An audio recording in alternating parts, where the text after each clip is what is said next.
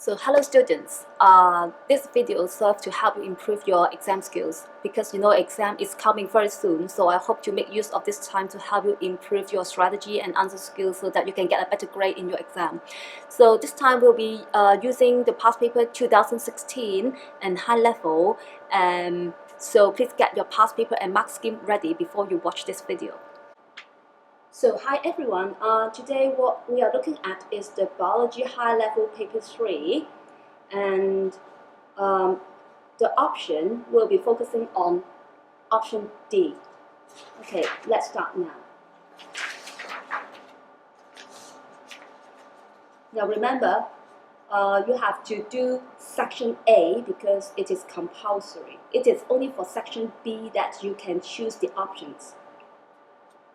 Alright, now answer all questions and write your answers in the boxes provided. Now let's read the questions together now. Now if you look at the way how I do the questions, you will notice that I underline all the important words to help me focus on the important ideas and won't miss any important information provided in the questions. Increasing carbon dioxide concentration in the atmosphere leads to acidification of ocean. So here, CO2, acidification are the important words here.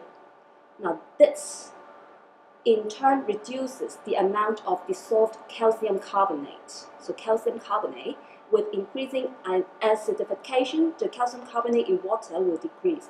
A study was undertaken to investigate the effect of increasing the concentration of atmospheric CO2 on the calcification rate of marine organisms. Now, what is calcification? Here you can see the explanation for it. Calcification is the uptake of calcium into the bodies and shells of marine organisms. Now, students, you may know many marine organisms, they have shells, so they need to harden their shells to protect them, and calcium is the important mineral for this purpose.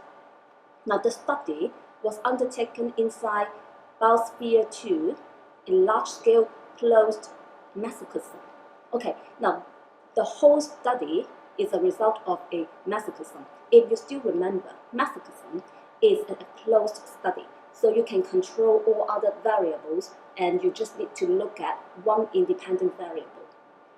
The graph shows the result of the data collection. Now, every time if you look at a graph, you have to look at both axes. This time, the independent variable, which is the x-axis, is the CO2 concentration. Now, CO2 is a gas. If you look at P, now you can take it as the concentration. So if you go to the right-hand side, we are increasing the CO2 concentration. And now you look at the y-axis, it is the calcification of the organisms. Alright, now you can see when there is an increase in CO2 concentration, the calcification rate will decrease. Now let's start looking at the first question. State the relationship between atmospheric CO2 and the calcification rates. So here, every time you have to do a good habit. Every time you look at the question, you circle the action word. Now, the action word means the action you have to carry out, and here state is the action word. This is the action you have to state. What do you have to state? So you have to state the relationship between two variables. One is the CO2, the other is the calcification rate. And here you just got 1 mark for this question. So you just need to write one main point. Okay. Now, if you look at the data table again, it is a negative relationship, right? One is increasing while the other is decreasing. So let's look at the answer. Now, of course, you have more than one alternative, but I think A is the very direct one. Negative correlation or inverse relationship between the two factors, between the two variables. Okay, then you can get this 1 mark very easily. So I write A here because I chose A as my answer. Now, move on to B. Suggest. Now this time the action word is suggest.